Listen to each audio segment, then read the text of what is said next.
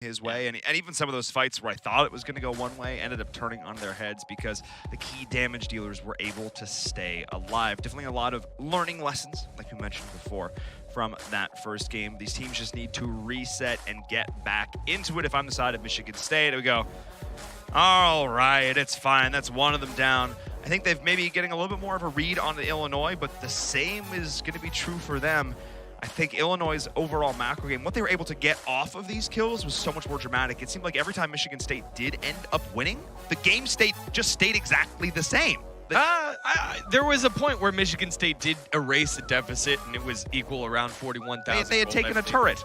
But, yes, but it equaled it out after being so far behind. So I think that's not a true statement. I think Michigan State did fight back. It just they weren't able to take as much of a lead as Illinois were in their fights, and that's how far down they were. So I don't think it was like, hey, we got nothing off of it. There was the one Baron where they weren't able to answer as much, but it allowed their champions to get to the point where they were able to win team fights, and that's their motto. That's how it's been no matter what composition they played. It's let's win these fights. So they got themselves to that state.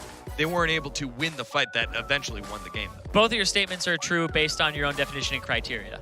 You just differ slightly on what those things mean. So. All right, I'll accept that. Fair. Conflict resolution. We're done. Woo! It's draft time. Draft time. Let's go. All right. Nautilus locked in. Misfortune rolling on through for Michigan State as well. And Gragas picked up as well for Michigan State. Illinois going back to the Heimerdinger, down to Thresh as well. And Lee Sin locked in yet again for Shox. Shox has just been impactful throughout. He's been doing a really good job on that, Lee Sin. Yeah. I would say Lee Sin versus Gragas a little bit harder because you can just buffer with the Gragas, and it does typically counter the Lee Sin Q, and it puts kind of a stop to what he wants to do. I'm surprised about the Misfortune, though. I feel like there were better options here, so I want to see what they do with this. Are they pairing it with something? Why are they doing this, right? Is it for attacking with the love tap onto the turrets? Is that effective? I want to know what this is. This might be one of those situations where, remember when she was played support into Zyra because she did like good amount of damage to Zyra plants. Is there something like that with the Heimerdinger turrets? Is there a way that you're killing these faster? Is it a support, or are you running it as the AD? Because I have no clue, because I have not seen a Misfortune in a while unless I'm playing smurfing with my friends and they're playing in silver or something. Yeah, I like the idea about the plants, right? Because now you have the turrets that Heimerdinger will put down, so you can use that to possibly damage beyond it. And we'll find out very soon, because the Misfortune, the last pick, could also be an AD carry. You do have the Nautilus, again, can normally played support, so you have a strong support role here, and it looks like you're lacking that top laner, and Sunlight might be going back to a tried and true for him, the Darius being Hubbard right now. So dead standard for Michigan State, except for that Misfortune. I am Nightshade going back to a consummate comfort pick in that Ahri.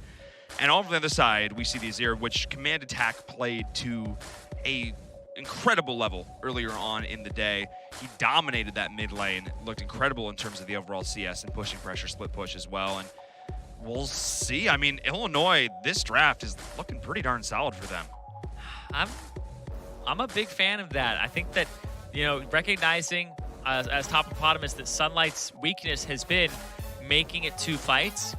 You can just take a champion that you can take TP, have a good time in the lane. Also reduces healing with his bear trap now, so he's very effective against Darius, his Q.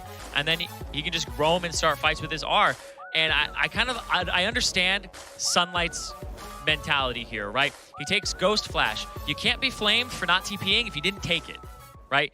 You can't be flamed for misusing TP if you don't even have it. You're not wrong, Zyrene. You're not wrong. As we get into predictions for game number 3, I like what Illinois is doing. I like the fact that they were able to still execute on some form of a game plan in game number 1, and I really like the draft that they put together here in game number 2. I'm going to go with Illinois. I don't think Sunlight has as poor of a an early game. I don't think that Michigan State get caught out by early game mistakes as well, putting RBM that far behind. So I like the Spartans in this game number 2. Yeah, I'm going to have to go with Illinois. They really showed me a good early game, and I think it's going to come down to that again. I'm interested in the top lane matchup, though. Once again, if it's a Darius with no TP, I'm still going to favor Illinois very heavily. All right, well, split desk once again. I think we've only been unanimous once this entire Degon likes to just make his own thing up. No, I'm just kidding. The contrarian. I'm joking. All right, no, it's good. I like the fact that we can see the pros and cons of both of these teams, and they are so close at this stage. Of course, we are in our best of 5 grand finals here for the BTN 2019 preseason invitational. Both these teams are here for a reason. It's because they can both pull a rabbit out of their hat. This one will not be over until it is over. Reminding you that the last time these two teams faced off in a grand finals, it went all 5 games. It was one of the best series we've seen in collegiate esports. So we'll see what happens this time around. Can MSU stabilize, bring us 1-1, or will Illinois extend their lead and bring them only 1 game away from the champions? Yeah, Dillaran's on an AD carry this time. That makes me feel better as well. His Syndra play was good, but he's an AD carry player through and through, and getting him on Misfortune, which is still kind of like a caster AD carry with the double up all the time, I think is a bit different from some of the champs that he plays, but getting him back on a damage dealer that can help take turrets, that can have impactful plays that aren't just assassinating one single person, I think will help out Michigan State. Man, top lane is Volatile. volatile. It's where I would be going. But I feel like really big meme, I'd be like, I have to go top lane? Like, damn. I hate fighting Kleds. Not a whole lot of fun. No. But if you do go down to the bottom, if you're RBM, you get to say hi to Bosch. And apparently it's his birthday, so you can wish him happy birthday while you're down there, which is always a lot of fun. It's Bosch Day? It's Bosch Day. Bosch Nation. Rise up. Join Clan Bosch. The Bosch team. I don't have any more Bosch puns. I like how, that's all I got. You used them all. I'm sorry. I do like that RBM gets a standard start here. We'll start on the bottom side of the map, no invade, so we get to see how these junglers do on equal footing. Lee Sin, obviously, with the damage advantage early on, but Gragas himself can throw around his weight, no pun intended, at the early game and really set up the rest of his squad for kills, especially on the top side. I know, again, no TP. We touched on it a lot, so you got to get that Darius rolling and be self-sufficient. Yeah, you want to give him some attention and then make sure you don't have to go there again. And if you do, it would be mostly because other people can't TP to it, and you can kind of make it a hot spot. Also forgot to highlight, Nightshade gets his favorite champion of Ahri. Like, yeah, Ahri and that's his Nightshade. favorite. That is his favorite champion, for sure, by far. Yeah, his charms are actually terrifying. Like, he hits them from angles that should never happen. It's and very interesting. So many times you think he should be dead, he's just like, but no, I live now. What I'm really interested in is the fact that he plays Electrocute. I know almost all competitive Ahris don't go Electrocute anymore. They go for Glacial Augment, and they go for the cheap kind of slowing build to guarantee that you get the charms off. Yeah, but maybe with Azir, he's like, he's just going to slide away anyway. I don't need them to be slow. I'll just hit them. Surprise! Over the wall? Whoa, wait, what? How is he not going to his blue? I don't know. All right. RBM is here. Shox is calling for backup. Oh, as much as I hype up the charms, we do see the initiation there going on in. Ignite is down, not gonna be able to pick up the kill. So just a bit of a scuffle there in the river. Nice little slide there by Shox to burn the Ignite in the mid lane. That's gonna alleviate some of this pressure away from command attack. Much more even early game this time, I think, and looking towards the jungles. You mentioned before, starting things on even footing. I have to remind, like that invade we saw to start things off really put RBM back in that game number 1. And now the Gragas starting things off a little bit more confident this time around, which I think is very much in line with Really Big Meme, just as a human. Yeah, very confident player. And I'm surprised, once again, that he was not checking his buffs there, and that's going to give Shox so much. And I think Shox has actually just been kind of outplaying him on the map, and this is him even getting the top side jungle, which is where Really Big Meme wants to be. Really Big Meme wants to be on this top side, and being relegated to go to the bottom side and take the scraps that are there is not ideal for him in terms of the map position. You want to be towards this Darius. Oh, the Bosch with the big hook. Ignite going down, burning the flash out of Moonlight. The battle of the hooks head on over to Thresh here. And Moonlight hits the dredge line to try and disrupt the CS, and then the Death Sentence comes back in on top of it. It's like, no! And so much damage done over to that Nautilus now. But MSU still pushing up quite a bit. The Misfortune down there in the bottom has actually been doing quite a bit of work, heavily out CSing Kudarik here. Yeah, again, Dillaran off of a mage onto an AD carry. And both these, any bot laner is AD carry focused. Rarely have we seen a mid laner shift over to the bot lane role, other than good old perks in Europe. But rarely are bot laners equipped as well as they are with their AD carries compared to their mages. Now we sometimes see it go back and forth, like Laud and stuff like that. Laud, Altec back in the LCS had a mean Vladimir's charm into the turret. Shock's forced to flash away, so flash for flash on that gank. And here we go. Gragas is going to be joining in the fray right now. Flash and bash, there we go. Goes on in. First blood going over to the mid laner.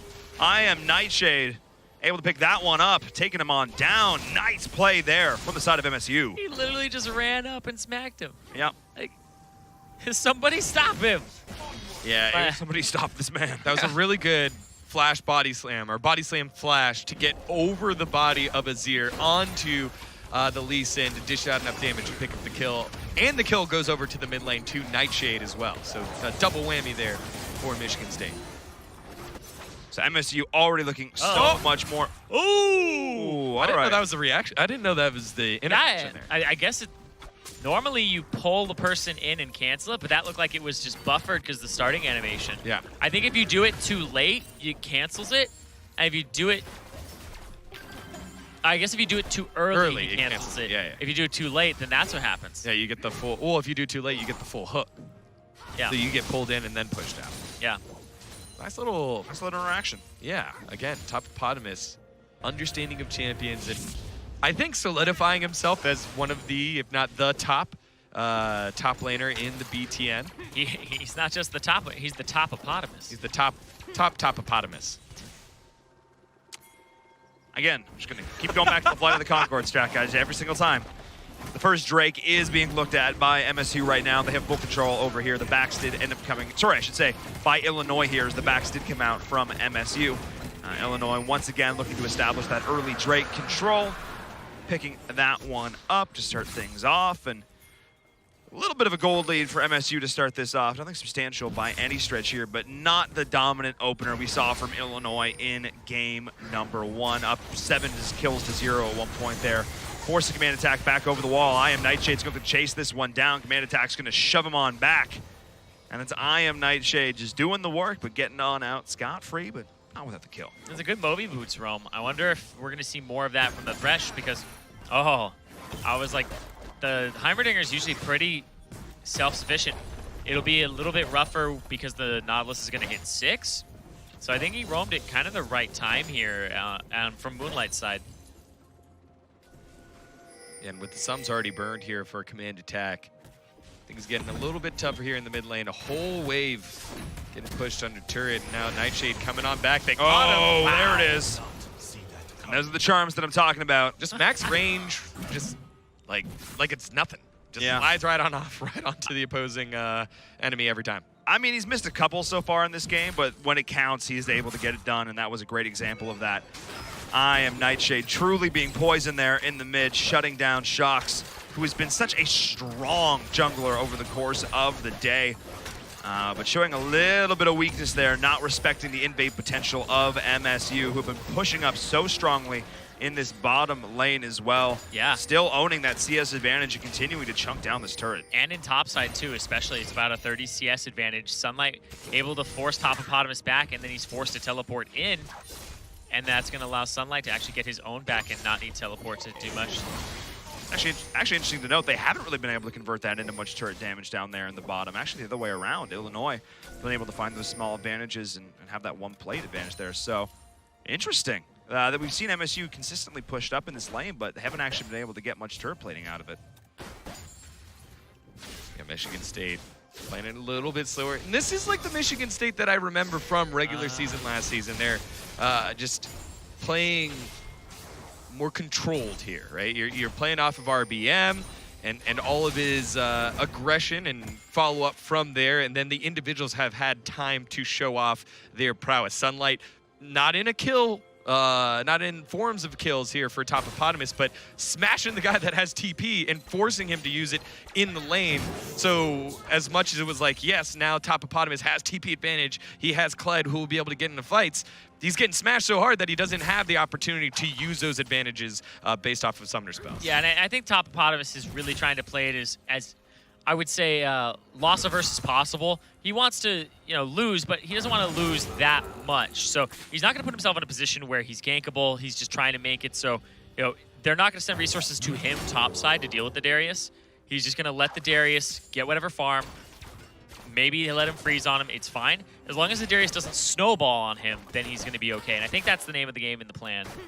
Yeah, and you could see back on that top side of the map just how well Sunlight is holding the wave closer to his side against Topopotamus and making him feel uncomfortable and miss CS, and that's how that CS lead has snowballed to 35 already at 11 minutes here. And rising, this is a massive win coming on in there in the top for Sunlight, who played that Darius earlier and showed off his prowess on that champion.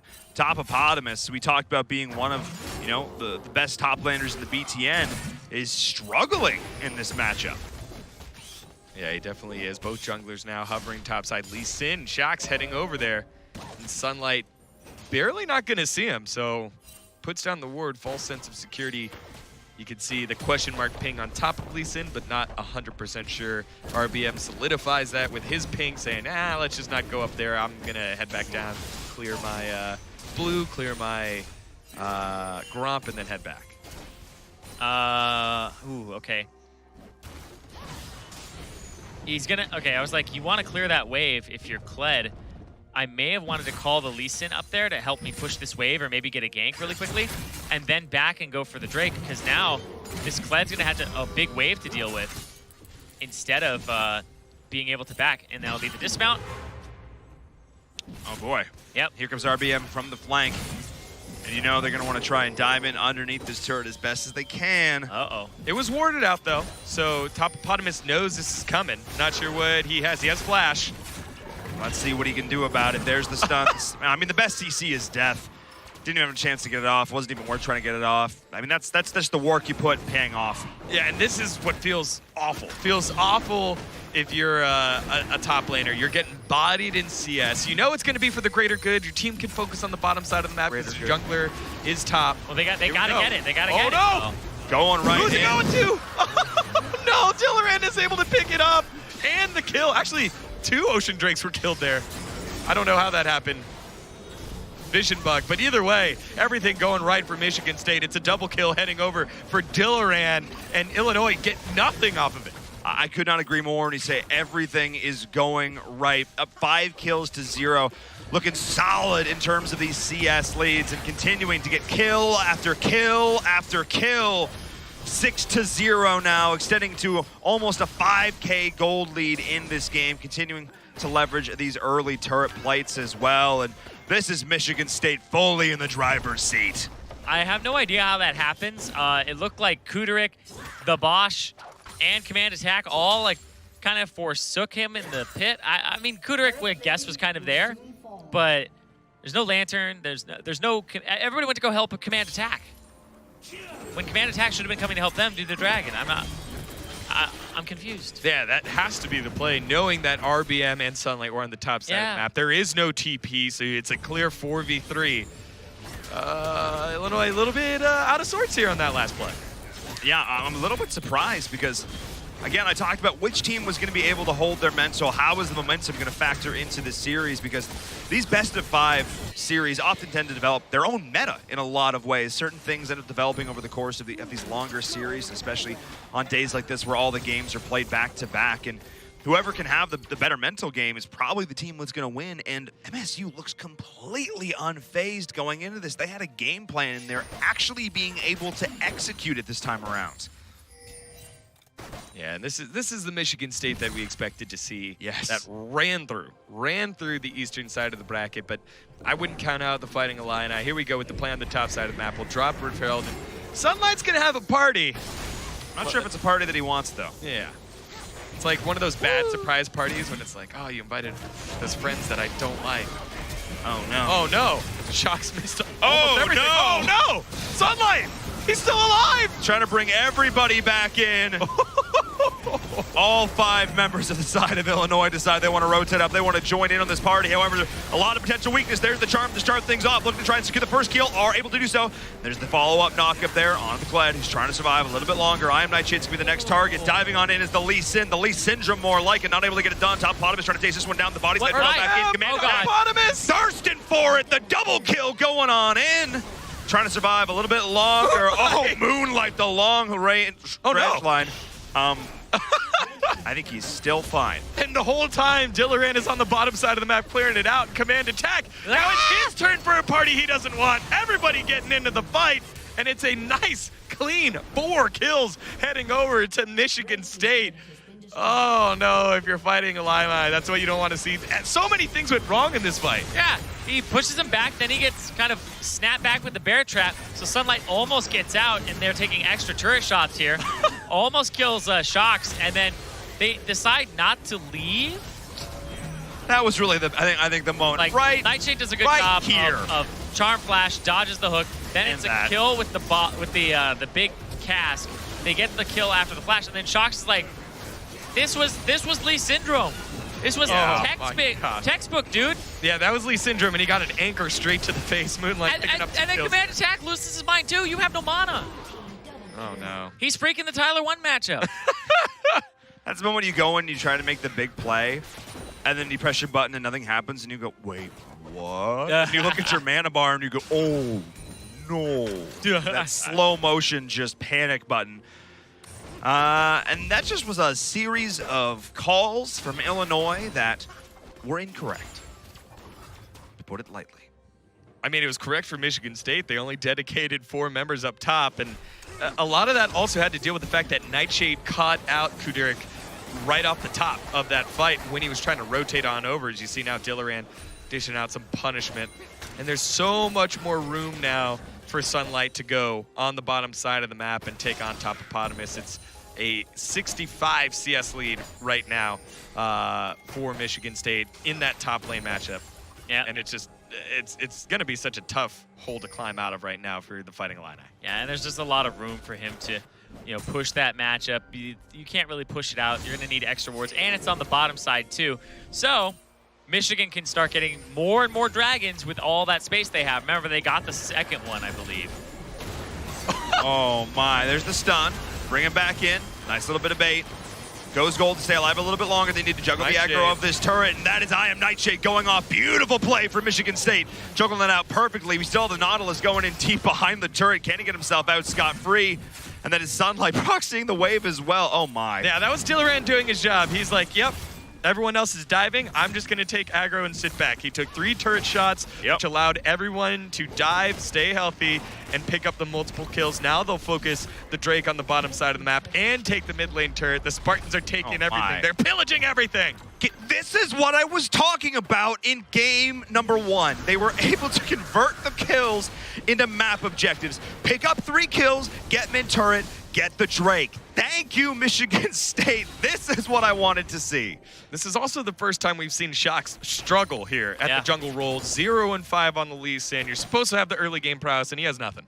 Yeah, he wasn't able to get many of those kills early. There were some blown summoner spells from things like Command Attack, but also I think a really good counter gank from Really Big Meme, where he was able to go up the gut and use Predator to really get around the map faster. Yeah, that first kill really opened things up for RBM, and now Michigan State solidly in the driver's seat. This is the biggest gold lead we've seen in this series pre-20 minutes. Well, biggest gold lead we've seen in the series overall, and it happened pre-20 minutes. Yes. Yeah, this is we got there. Yeah, we got there. This is a solid lead for Michigan State, and this is more in line with the first 2 games of the day that we saw that made me think that they were going to take home the whole thing. They did not look like themselves in that last game. Illinois, I feel like they're just sort of trading the decision-making back and forth right now. But keep in mind, it was 13 kills to 3 in that last game, and MSU brought it back so close. There is still the potential for Illinois to find their footing in this game. However, Shocks will need to step up. He has been a linchpin for the success of Illinois so far today, and he needs to not be an 0-5 Lee Sin. Yeah, this is going to be cool here for Illinois to test their mettle. This team has not lost a game and come back to win the match. They were 0-2'd against Purdue, and then this last time in the semifinals, the Western Bracket Finals against Purdue, they went 2-0. But can they bounce back from getting pretty much dominated here? This team just not used to losing games. It's something that, you know, I feel this team losing games, I think is an interesting way to put it. But there's just, yeah, I feel like, yeah, he's gone. He's gone. Even if he gets interrupted, he's gone. There's just so much gold, and look at that, just another kill there. This is just collapse. You know, we talked about like 13-3 last time. That's not enough of a gold lead. That was just the kills. Here, the gold lead is substantial, and it is good enough for them to really snowball. And we're seeing it now as they're converting those kills into the Baron, setting up, doing the work, paying dividends, planting the seeds of success now. 15 kills to 1. Michigan State University want to make this a series. It is a best of 5 after all. And the last time these two teams fought, it went all 5 games. MSU want to make it a clean 3-1 at this point. They learned their lesson in that first game. They will want to look to turn things around at the back of this Baron power play.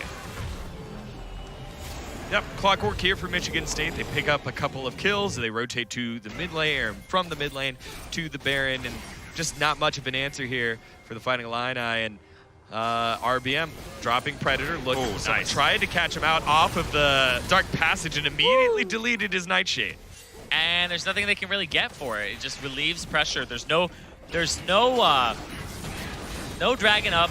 The top lane is being shoved down. They have to find a way to actually stop this Darius now. So this is maybe going to be a death ball that they keep running around the map to try and just stop these pushes.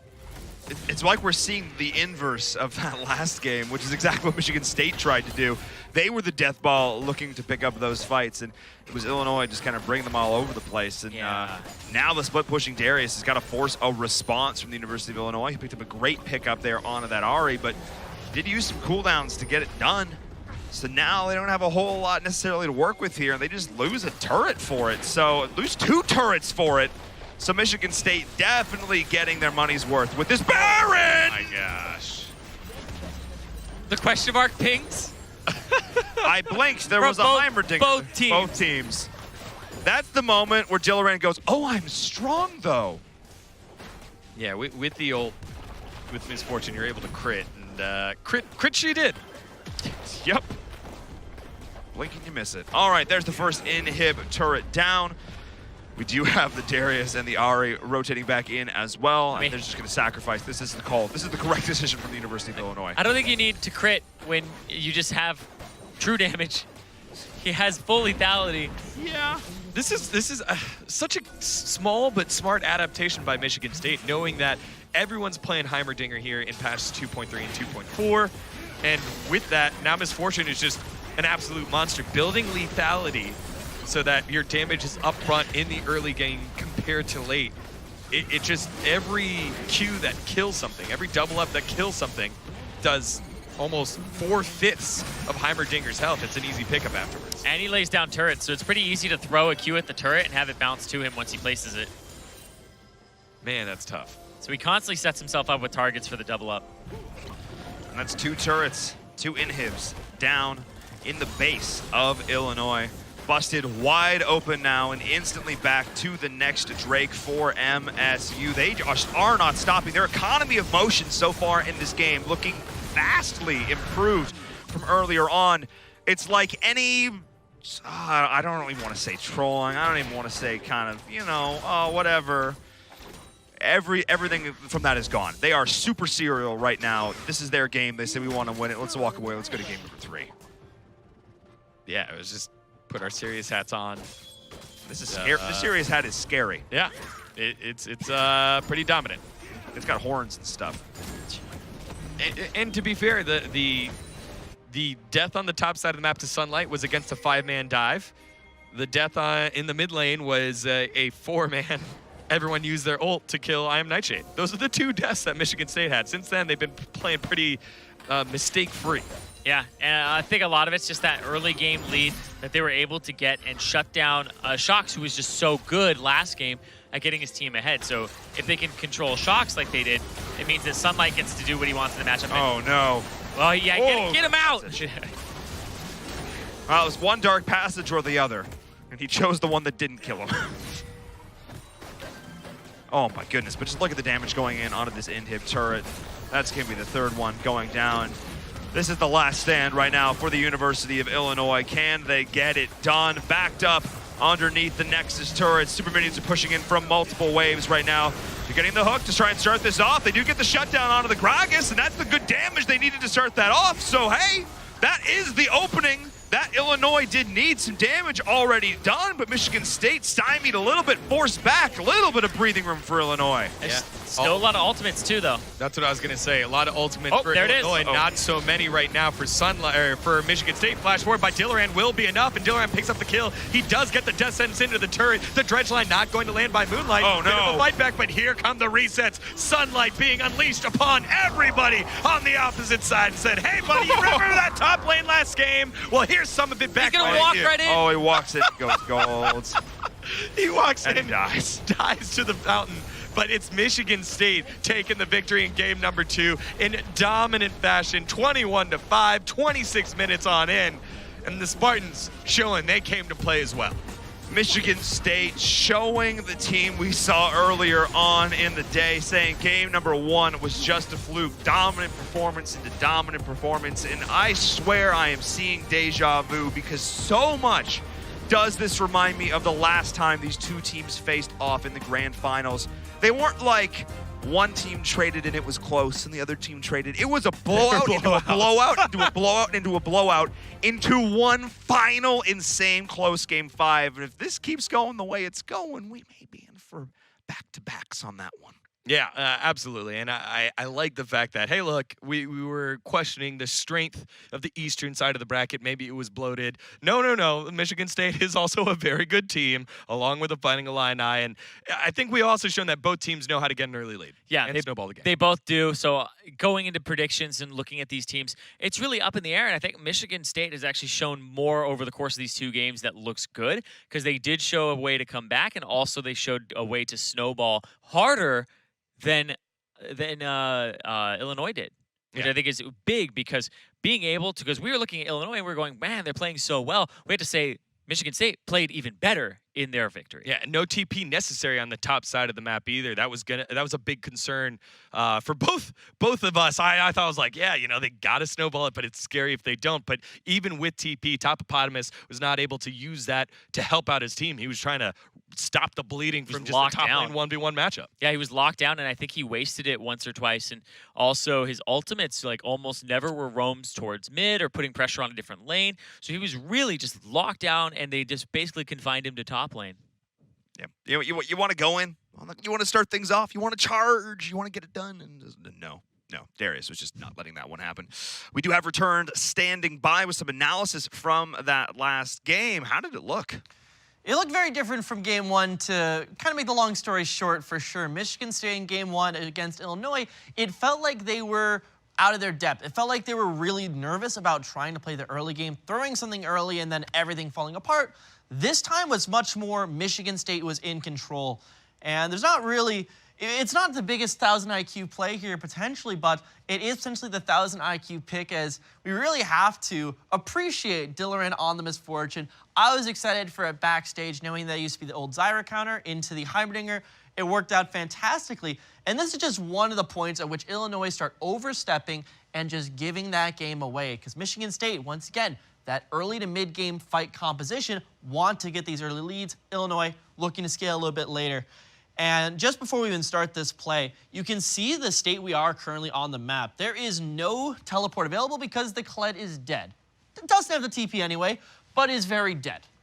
And that doesn't really make well for coming to these fights. And when Dillaran and Moonlight already have priority, at least holding mid on the bottom lane, are able to come to this dragon, there is no room for Illinois to take this drag. They try it and then play it through, if you will, and you can see exactly what happens. Dillaran absolutely lets loose on this backside. The Nautilus combination with Misfortune is very similar to the combo with Ashe back in the day. It's a similar idea. One person presses R, big CC, pew, pew, pew, dead, dead, dead.